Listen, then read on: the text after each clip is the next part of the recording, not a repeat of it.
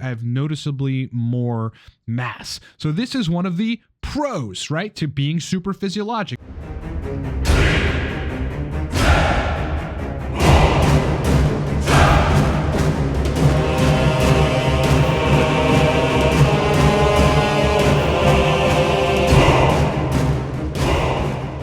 What's up, everybody? It's your boy Ryan, and this is the Thunder Channel on nootropics, on testosterone, and on male performance. Subscribe to the channel if you're into any of that stuff. Please hit the bell to get notified of all future content. You're going to want to hit the bell. Also hit the like button. I've been really appreciating and seeing the difference in you guys liking the videos. So just click it. Takes a second. I'd love for you to click the like button. Also want to say to you guys that the Torque Stack is 25% off. Coupon code is 25TORQUE. Literally a quarter off of the price right now. All right, friends. So let's talk about supraphysiologic test versus kind of in-range high normal tests. And this is in the context of TRT. I want to talk about the benefits of being super physiologic, meaning over the reference range and well over the reference range on both total testosterone and free testosterone, as well as the drawbacks relating to super physiologic test. And then we'll talk about kind of being near the top of the range, kind of in range, not necessarily uber super physiologic, and what the pros are in terms of physique building, etc., and then what the cons are in terms of anabolism and some other stuff. I think this is gonna be really exciting, and I have some physique pictures and some good examples, so pay attention. So firstly, my current protocol on TRT is 180 milligrams a week. Okay, it comes out to 182 milligrams a week. I think it's 26 milligrams every day, which comes out to 52 milligrams every other day, and that's the injection strategy. Every other day, intramuscular with a 5/8 inch needle and a very higher gauge, right? It's a small needle, like it kind of feels like an insulin pen, but it's longer because I like to get deeper into the tissue rather than doing this shallow IM stuff. But I have been on 140 milligrams a week, right? Prior to this, I was injecting 140 milligrams a week, and this was split up into every fourth day of injections of what was, 70 milligrams or so intramuscularly. So I want to talk about the benefits of both, where I was anabolically, where I am anabolically on the higher dose, where I was anabolically on the lower dose, as well as sexual function, estrogen management, and stuff like that. So I'll bring you right into a physique picture. And this is me at 140 milligrams a week, okay? This put me right around 1,000 or so nanograms per deciliter total test, a little bit above the reference range on free testosterone. So could you call this super physiologic? Yeah, kind of, because I had, higher free testosterone, like it was noticeably above the range. The total test was kind of right on that border, but again, 1,000, depending on which range you're looking at, is somewhat super physiologic, but not uber super physiologic. Now look, I got some good striations. I have some good chest separation, somewhat good mass. I was going to the gym every day, as I still am in the morning, and okay, fine physique, like totally fine. I was fine with it, but I wanted to see what the next level would be, my friends. So in going up to 180 milligrams a week after a couple weeks and really hitting the gym and feeling that extra physical energy, because I definitely did, recovery was easier. I could push harder at the gym. This is a picture of my physique, again, 3-4 weeks after making that dose change. It's difficult to tell, and I have like a better physique here in a second, or a better image, but the chest striations, the definition in my chest is more significant. Importantly, though, I have more mass at this level. And of course, right, because the higher you go on testosterone, the more muscle protein synthesis that you are going to engage. Also, obviously, the more strength you're going to have, weightlifting endurance you're going to have, like recovery time as well as actual endurance at the gym. So obviously, I'm putting in harder work with more raw energy and better muscle protein synthesis, so I'm looking better. Here's a more closer image. Now, here's what I want you to kind of look at the difference in anabolism. So this is somewhat current. This was taken last week after switching to 180 milligrams a week and then keeping it there and hitting the gym hard. If you look at my chest, the striations are still there, but I have more mass, right? You go back to the 140 milligram a week where I was less anabolic, but still anabolic. Yeah, I looked fine, right? I was happy with it, whatever, but 180 milligrams a week, and I have noticeably more mass. So this is one of the pros, right, to being super physiologic as far as testosterone goes. It's easier to put on mass because you have more energy and you got more muscle protein synthesis. Again, 140 milligrams a week, 180 milligrams a week, right? More mass, more definition, more bulkiness. Okay, so that's that. And I'm still on. Hi, Mooma. Want to say hi to everybody? Say hi, Mooma. This is my girl cat. She's awesome. Isn't she beautiful? She is like fucking, and she's a good cat too. But at 180 milligrams, let's talk about this. This takes me way over the top of the reference range. So I'm super physiologic in terms of total test. I'm way over the reference range on free test. So I'm super physiologic in terms of free test. And the most standout negative. So the positives are anabolism. I mean, that's the predominant positive, anabolism, right? Easier to build muscle, easier to retain muscle mass. The negatives are it is harder to control testosterone's conversion into its metabolites. Okay, so testosterone is going to convert to DHT, dihydrotestosterone, as well as estradiol. Those are effectively metabolites of testosterone. So with more DHT is going to come, for most guys, side effects like acne. And I can certainly say on the, on the higher dose, on the more anabolic dose, I have more acne. I really never dealt with acne so far on TRT.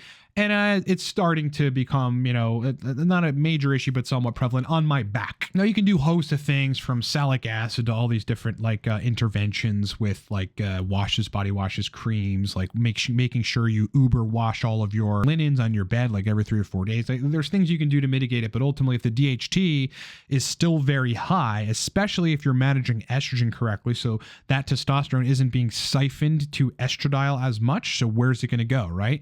Presumably you're going to be making more DHT. So the extra DHT, interestingly, hasn't done anything for sexual function, but it has given me a little bit more back acne. And stuff like this, I'm a 39-year-old guy. I wouldn't have a pimple on my chest if I wasn't on TRT. It just wouldn't happen. So that's DHT. Okay. That's kind of a negative as far as I'm concerned. Now let's talk about estradiol. Look, the bottom line is on these higher doses of above 150, especially when you get to 180, 200. Now, I guess it depends on different people, right? People end up at 1,000 when they're at 200 milligrams a week. It just is different. But most guys are going to end up supraphysiologic in terms of testosterone on 180 milligrams or more per week.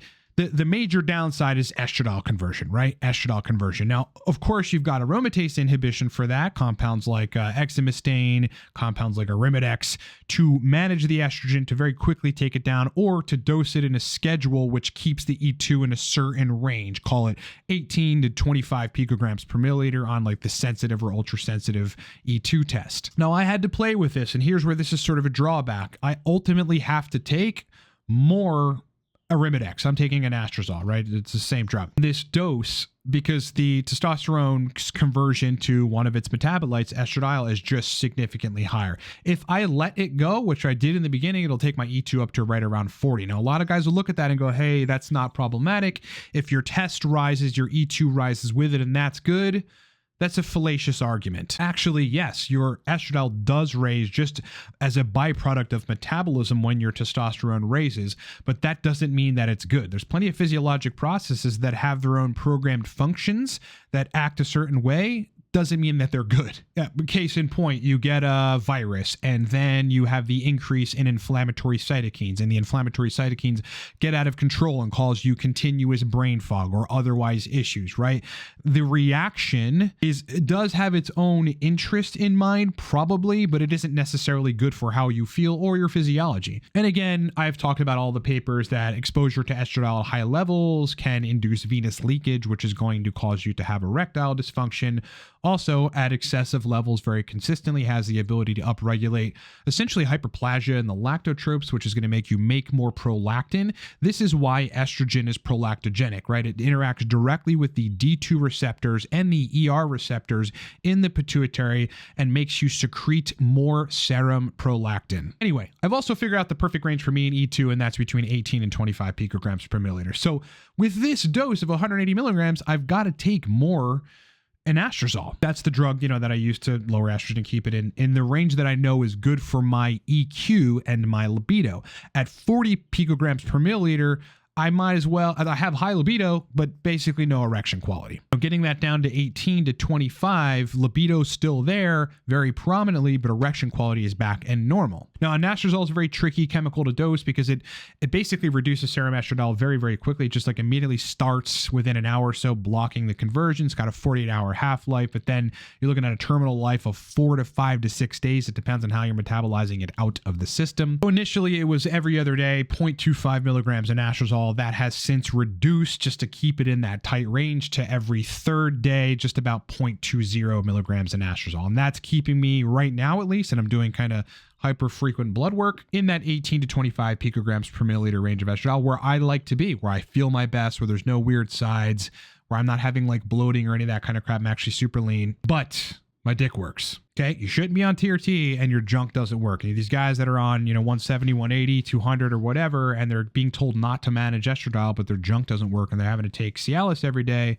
probably want to look at your estrogen and stop believing the trendy vocal minority on the internet. Anyway, so estrogen control is definitely harder. It's harder, right? And yeah, look, I don't like a Arimidex or aromatase inhibitors any more than the next guy. I've seen all the papers on bone mineral density. Again, that's postmenopausal women that aren't on testosterone that were taking 1 milligram a day. And I wouldn't even come close to that, or no one really would, on testosterone, but I still don't like any of it, right? So I don't really like the notion of having to take a lot of Arimidex. But again, I'm not going to be super physiologic with testosterone, for very long and for much longer than I am now. I'm going to go probably another month or so, build as much muscle as possible, then go back down to a TRT dose. Sleep-wise, otherwise, no real negatives, right? At the higher dose, a lot of people complain of insomnia or excessive heart beating or excessive anxiety. I really don't have that at the higher doses. But I think the predominant driving force of not having major side effects on high doses of testosterone is the fact that I am controlling the metabolites very effectively with a schedule that's like based on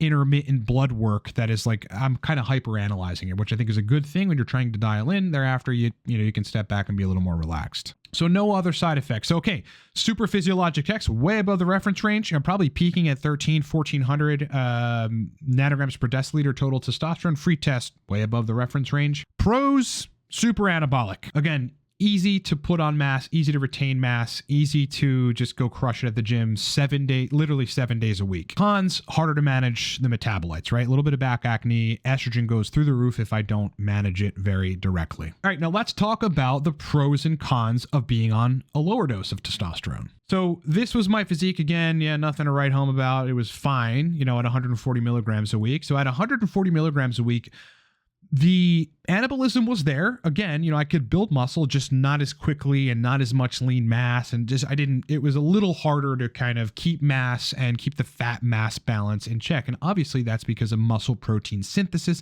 as well as just the less anabolic energy. As far as estrogen control goes on 140 milligrams, okay, way easier to control. There I was taking, 0.125, which is a quarter of an Arimidex tablet, basically split in half and then weighed out on a milligram scale you want to be precise with that stuff with Arimidex for sure. So 0.125 every third day or something. And I kept my E2 in that 18 to 25 picograms per milliliter range. And that was much easier. Had to take a lot less Arimidex, right? Over the course of, let's call it a 14-day period. Like the serum estradiol wasn't like in this place where it's being suppressed, but it just wants to rebound super quickly, which does happen when you're on higher doses and you're constantly suppressing it. It was easier with a very low dose of an aromatase inhibitor to keep it in the range where, my dick works, everything functions, and I feel good. No negatives on sleep, no negatives on anxiety. If anything, on the lower dose, I probably felt a little, I would call it less energized, but that's fine. But I just felt generally more collected and calm. On the higher dose, I actually felt more, and I feel on the higher dose, certainly more energetic, which you would think is a good thing and mostly is, but it's like there may be points where I need to kind of just sit down, chill out, because my energy is too high and I don't want to do anything. I'd rather just meditate or something. I guess that's just, par for the course, right? Now, in case anyone wanted to actually look at some of these numbers like hematocrit, which is typically something that a lot of people are concerned about. I know recently on a live stream, somebody was like, hey, I want to go on TRT, but I'm worried about hematocrit. My hematocrit, the entire duration of TRT has been between 43 and 44. It's never moved from there, but I drink a lot of water, right? I do cardio, I work out. I do all the other things to keep hematocrit in my blood in a good place. So it's still sitting at 44.3. And when was this done? This was done, just earlier this month. Now, again, as you see, my E2 number is in that perfect fucking sweet spot for me. It's not below 20 picograms per milliliter, which is where you have a higher risk of cardiac issues if you have congestive heart failure or heart issues. And again, above 30 picograms per milliliter, you also have a high chance of dying. There's a higher mortality above 30 and a higher mortality below 20, but between between 20 and 30, you're kind of in that sweet spot where there's less risk of dying when you've got heart disease. So I imagine that extrapolates out to general health. Now, again, this blood work was taken after right around switching. I mean, I'd given it some time, but I'd switched to 180 milligrams a week and just decided, hey, let me see where the E2 goes. Now, this snapshot had it at 34, and then just it was about a week and a half or so later, it had gone up to 40. So the E2 again was rising quick. This is case in point. When you raise your testosterone higher and you want to be anabolic, okay, supraphysiologic, great, but you're going to have to manage estrogen. It's going to go up more. The metabolites are definitely at play here. Right, so that gives you an idea of kind of where the bloods are, where things go, you know, and how much easier it is to control. Look, it's far easier to control estradiol, therefore prolactin, when you're on a lower dose. There's no question about it. For a lot of guys, less is going to be more because it's just easier to manage. Your whole TRT protocol is going to be easier to manage if you're on a lower dose. If you look at something like steroid plotter, let's call this an 8-week cycle. We're going to go down to 16 milligrams a day, once a day. Just call this protocol 16 milligrams a day. You're doing subcutaneous microinjections, like in your belly fat or your quad or something. Let's go week 8. The suspension is typically cypionate.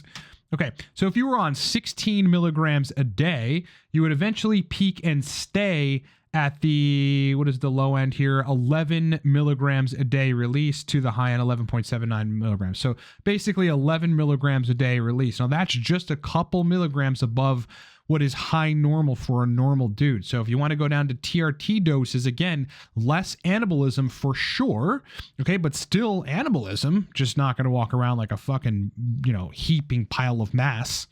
But, you know, the metabolites are going to be a lot easier to control. Again, I mean, you're right around that high normal mark for a regular guy. I mean, you're at the high end for a regular dude of typically 10 milligrams a day of release of testosterone. Whereas I'm doing every other day, but let's just do 26 milligrams a day and do that. Yeah, my test at this point in release is about 19 milligrams a day. See, this is what I mean about the difference. What's the difference between 19 milligram release of testosterone per day and 11 milligram release in testosterone per day? Well, the difference is you're supraphysiologic, number one, and secondly, you're going to be a lot more anabolic, whereas on those lower doses, again, you go all the way down to 10, which keeps you in a more normal range, all things considered, and you're less anabolic. So some guys, it just all depends. I don't know where you are in your TRT journey. If you've had problems at higher doses, you probably do want to lower your dose, take it down to an actual TRT dose. You know, libido and erection quality is usually going to get better just as a byproduct of having to manage the metabolites less. Like if you're taking Arimidex very consistently because you're trying to manage it, right? It's harder to keep the E2 number in a great range. People always think like more is more and less is bad with testosterone. Not necessarily. Again, I probably felt even more stable. And again, everything was easier to manage at 140 milligrams. And when I go back down after this route of like, you know, being super physiologic for a while, I'm going to go down to like 120, which is going to be, I'll probably be releasing 12, 13 milligrams testosterone a day, right? On the high end of what is maybe considered normal. And, you know, the protocol is going to be yet even easier to manage than on 140 milligrams, and certainly easier to manage in terms of metabolites on 180 milligrams a week. I think there are benefits and drawbacks of both, right? The primary purpose I'm on a higher dose right now isn't for libido and erection quality, because as long as E2 is in a great range, all that stuff is normal and fine.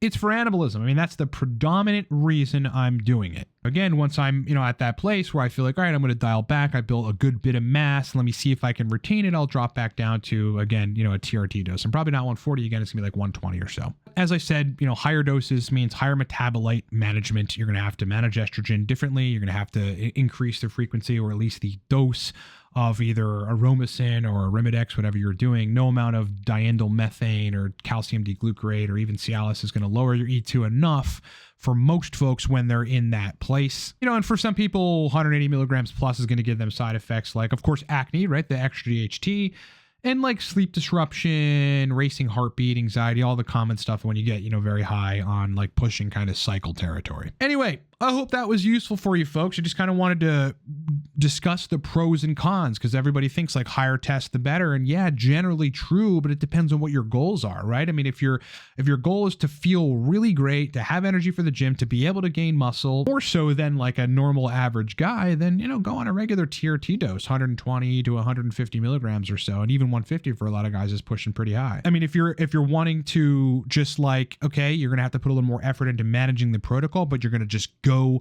put on mass and kind of feel physically like a beast for a while, yeah, go Supraphysiologic.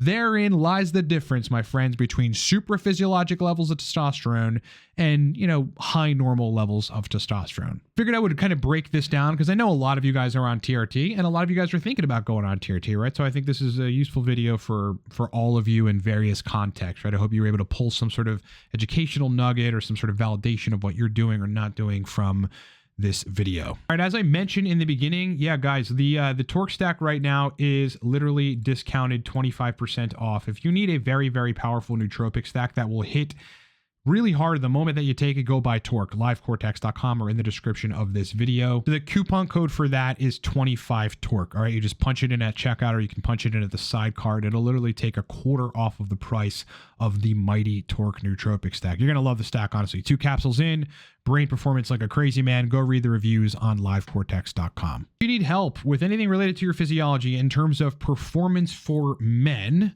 whether it's your TRT protocol and getting that dialed in the right place, or it's nootropic regimens, formulating them that target your brain and how you're working, particularly the stuff that you work on. Look, I'm an expert at that. I've been doing this for many, many years, and you can hire me in under a minute at livecortex.com. I got a bunch of different options. These have been very popular. The email consults, because you basically just literally send me, you know, your information, send me your whole situation, labs if you have them, and I will respond to your email within 24 hours with targeted approaches to get where you need to get. I've got a lot of time slots open, and again, you can book all this stuff literally in under a minute at livecortex.com. All right, my friends, been a pleasure hanging out with you. Thank you for listening to me explain what it feels like to be super physiologic. Pleasure hanging out with you guys. See you on the next one.